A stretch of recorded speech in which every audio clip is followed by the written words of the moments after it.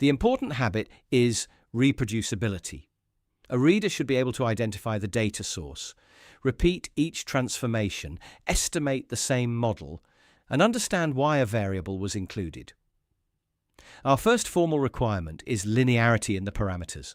For observation I, we say that y for observation I equals beta 0 plus beta 1 times x for observation I plus u for observation I. Linearity does not mean every point lies on one line. It means the conditional mean is represented by a line with a common intercept and slope. The central exogeneity condition is zero conditional mean. It says that the expected value of the error, given x, is 0. Equivalently, the conditional expected value of y equals beta 0 plus beta 1 times x. This condition links the fitted relationship to the population parameter that we want to learn. Zero conditional mean can fail when an omitted determinant of y is systematically related to x. For example, a wage regression using education alone may place ability, family background, or local opportunity in the error. In the next lesson, let's turn this model into an estimator using ordinary least squares. Suppose we observe many pairs of x and y. Any two distinct points can define a line, but a sample usually contains far more than two observations, and no line passes through them all. We need an explicit rule for choosing among possible lines. Ordinary least squares, or OLS, chooses the line that makes the observed outcomes collectively as close as possible to their fitted values. For each candidate intercept and slope, we calculate a prediction error for every observation. We square those errors and add them. OLS selects beta 0 and beta 1 to minimize that sum. Squaring prevents positive and negative errors from cancelling, gives extra weight to large misses, and produces a smooth optimization problem with a convenient solution. The use of squares is powerful but not neutral. A very unusual observation can contribute disproportionately to the objective, so least squares may be sensitive to outliers. This is one reason that a regression table should always be accompanied by graphical and influence diagnostics. The optimization rule finds the best line under its criterion, not necessarily the best scientific model. The slope estimate can be described as the sample co-movement between x and y divided by the sample variation in x. More precisely, beta 1 hat equals the sum of centered x times centered y divided by the sum of squared centered x. The intercept estimate equals the sample mean of y minus beta 1 hat times the sample mean of x.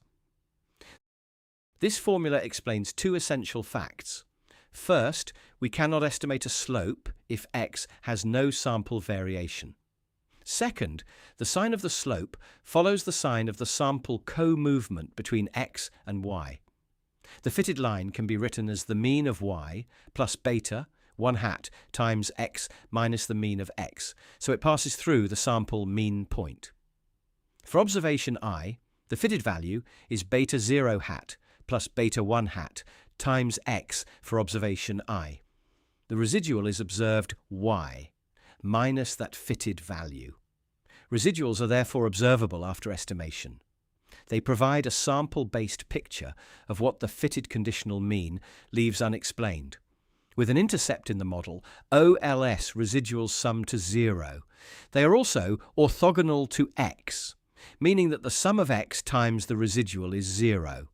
Fitted values are orthogonal to residuals as well. These properties follow from the first-order conditions that minimize the sum of squared residuals. Orthogonality must not be confused with model validity. OLS mechanically makes the sample covariance between included regressors and residuals equal to 0. It does not prove that the population error is unrelated to x. An omitted variable can bias the slope even though the fitted residuals satisfy every OLS normal equation exactly. An error and a residual are different objects. The error is the gap between an outcome and the unknown population regression line, so we cannot observe it directly. The residual is the gap between the outcome and the estimated line. We use residuals to investigate variance patterns, dependence, outliers, and functional form, while remembering that they only approximate the errors. Estimates vary from sample to sample, so a coefficient needs a measure of uncertainty.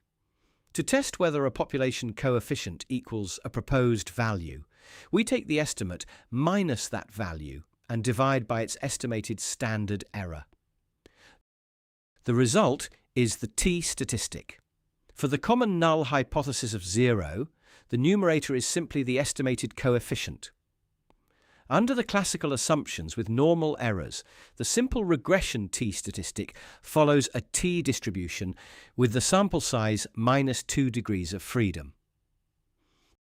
The t-distribution has heavier tails than a standard normal distribution because the error variance is estimated. As the degrees of freedom increase, this extra uncertainty shrinks and the two distributions become increasingly similar. A large absolute t-statistic indicates that the estimate is many standard errors away from the null value. The p-value reports how unusual such a statistic would be if the null hypothesis were true. Statistical significance is not the same as economic importance. A tiny effect can be precisely estimated, while an important effect can remain uncertain in a small or noisy sample. A confidence interval presents the same uncertainty in a more informative scale. It contains coefficient values that are not rejected by the corresponding two-sided test. Its width reflects both the estimated noise and the variation in x. A narrow interval can support precise economic interpretation, while a wide interval should prevent a confident conclusion, even if the point estimate looks large. We can decompose variation in y into an explained part and a residual part.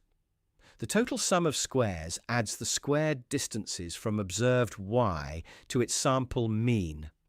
The explained sum adds the squared distances from fitted y to that mean. The residual sum adds the squared residuals. With an intercept, total variation equals explained variation plus residual variation. R squared is the explained sum of squares divided by the total sum of squares. Equivalently, it is 1 minus the residual sum divided by the total sum. It measures the fraction of sample variation in y represented by the fitted values. A value near 1 signals a close-in sample fit, while a value near 0 signals little explained variation. R squared is not a measure of causality, unbiasedness, or correct specification. A high value can arise from common trends, excessive flexibility, or a few influential observations. A low value can still accompany a well-identified and economically important coefficient. The appropriate standard for fit depends on the question, data frequency, and variability of the outcome.